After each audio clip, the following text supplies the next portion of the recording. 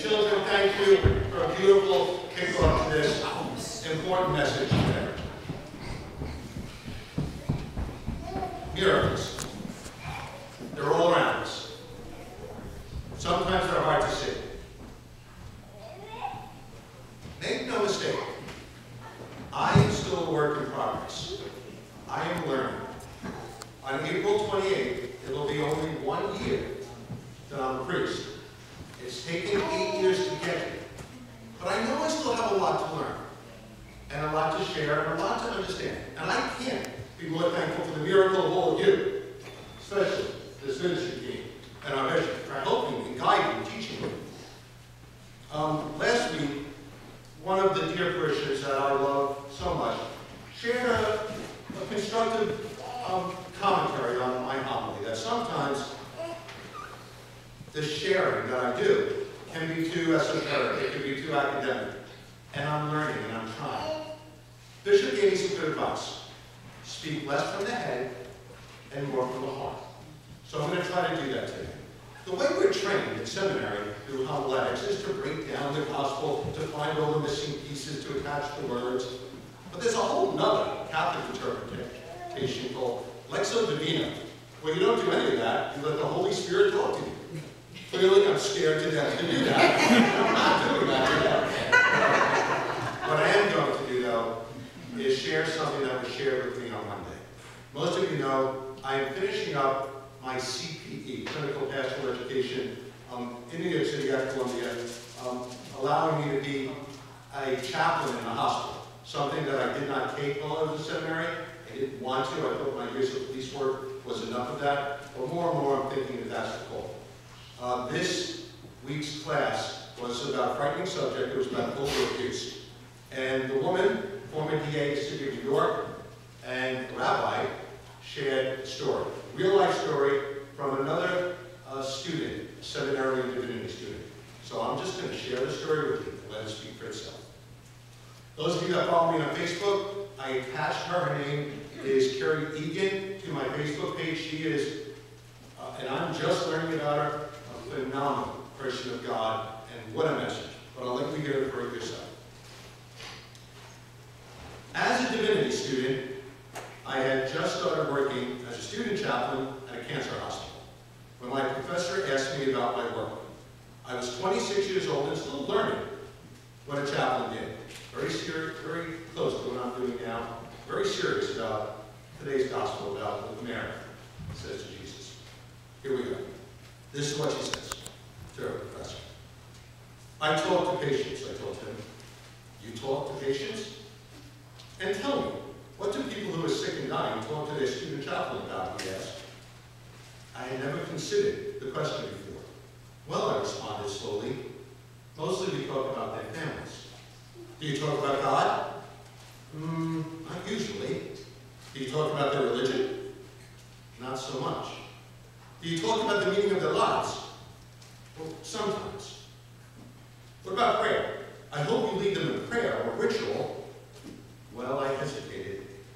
Sometimes, but not usually, not really.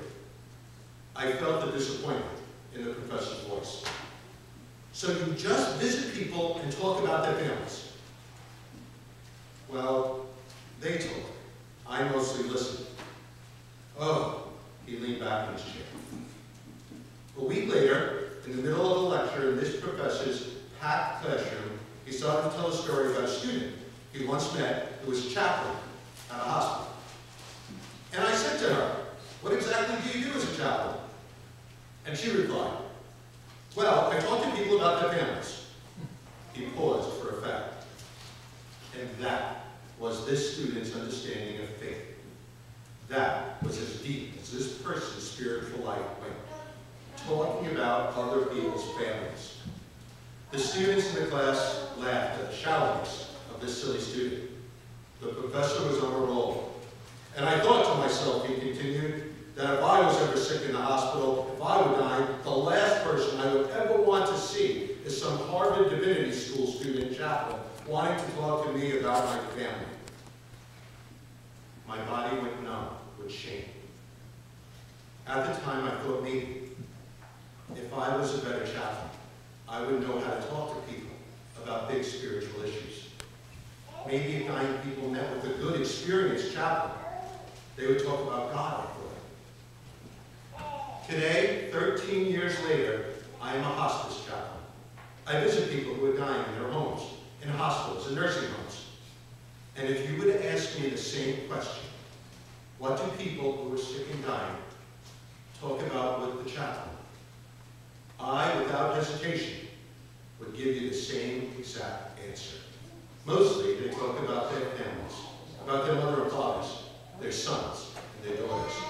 They talk about the love they felt and the love they gave. Often they talk about love they did not receive, or the love they did not know how to offer. The love they withheld, or maybe never felt, the ones they should have loved totally unconditionally. They talk about how they learned what love is and what love is not. And sometimes, when they are actually dying, fluid gurgling in their throats, they reach out their hands out to things I cannot see, and they call to their parents. Mama, Dad, Mother. What I did not understand when I was a student then, and what I would explain to that professor now, is that people talk to the chaplain about their family, because that is how we talk about God.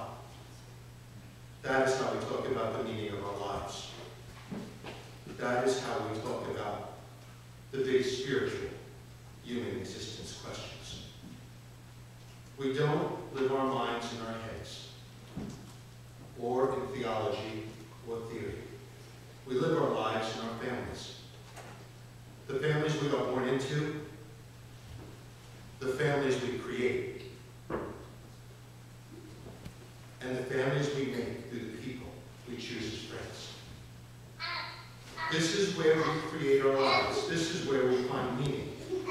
This is where the purpose becomes clear. Family is where we first experience love, and where we first give it. It's probably the first place we've been hurt by someone we love.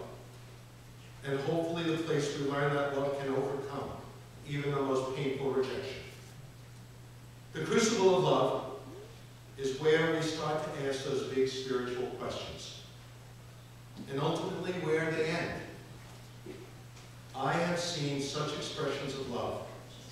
A husband gently washing his wife's face with a cool washcloth, cupping the back of her bald head because she's too weak to lift it off the pillow. A daughter spooning pudding into the mouth of her mother, a woman who has not recognized her for years. A wife arranging the pillow under the head of her husband's no longer breathing body as she hopes the undertaker lift him into the waiting stretcher.